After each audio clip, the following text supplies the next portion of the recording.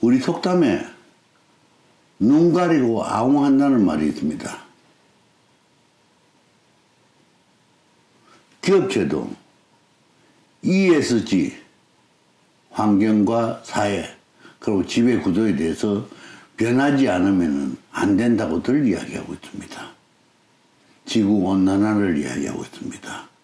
수질 오염을 이야기하고 있습니다. 산림 훼손을 이야기하고 있습니다. 토양 오염을 이야기하고 있습니다. 근데 내가 생각했을 때는 이 지금 현재 상태에서 어떤 이야기를 해도 궁극적인 해결 방안을 제시하지 못하는 말들일 뿐입니다. 왜냐? 지구온난화의 근본 원인은 누가 만들어냈겠습니까? 수질오염을 누가,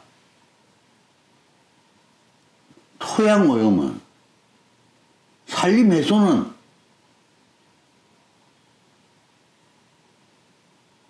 또 공기오염은 왜 발생했겠습니까? 인간이 너무 많아서 그렇습니다. 지금 인구가 78억이랍니다. 60년대만 해도 30억이었습니다.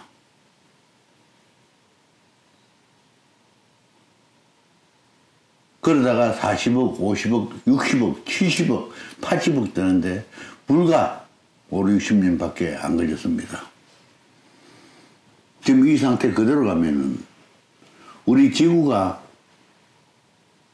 감당할 수 있는 인구가 100억이라는 이야기를 한 거를 들었습니다. 그 100억이 100억인지 아닌지도 모르겠습니다. 그러나 100억이라고 한들 몇 년 사이에 지구 자체가 포화 상태를 이루게 됩니다. 그때 지구온난화를 이야기하고 수질오염을 이야기하고 토양오염을 이야기하고 산림훼손을 이야기하고 또는 물 부족을 이야기한다고 무슨 의미가 있겠습니까? 지금 이 순간부터 물자를 아끼고 또는 자연을 사랑하고 보존하고 서로 지구의 한계를 인식하고 한계점에 도달하지 않도록 우리가 무슨 노력을 해야 할 건가를 깊게 고뇌해야 됩니다.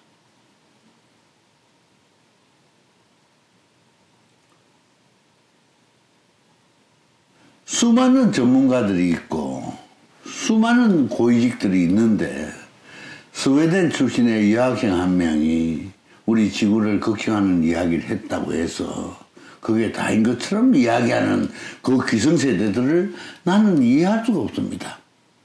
부끄러워해야 됩니다. 지금 내가 사용하는 게 과연 낭비를 하는 게 얼마나 있으며 이게 자연 훼손에 얼마나 치명적인 영향을 미칠 수 있을 것인지, 내가 사용하는 제품 하나하나가 얼마나 토양오염, 수질오염, 자원 공갈에 일조를 하고 있는지 고민하고 또 고민하고, 동물을 보호한다고 뭐 동물 모피를 사용하지 않는다고 하면서 인조 모피를 사용하자고 하는데 실질적으로 인조 모피를 사용할 때 훨씬 많은 자원이 투입이 되어야 되고 자연 환경이 훼손되고 수질이 오염되고 공기가 오염된다는 걸 여러분들 모르십니까?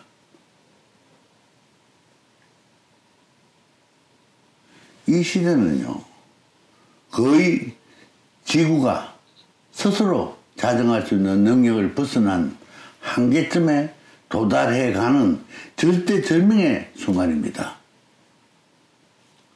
지금 이 시간부터 나는 얼마나 자원을 아끼고 얼마나 물품을 아끼고 얼마나 낭비 없는 삶을 하며 얼마나 지구 보존이나 보호에 그래도 자그마한 역할이라도 할 것이냐. 실질적으로는 할 수 없습니다. 그러나 하고자 하는 생각은 있어야 되고 의지는 있어야 되고 인식은 하고 있어야 된다는 말씀을 드립니다. 지구가 지구 자체로 영원히 존재할 수는 없습니다. 지금 이 지구상에 일어나는 모든 문제는 인간들이 근본 원인이 인간들이 모든 문제의 발생 요인입니다.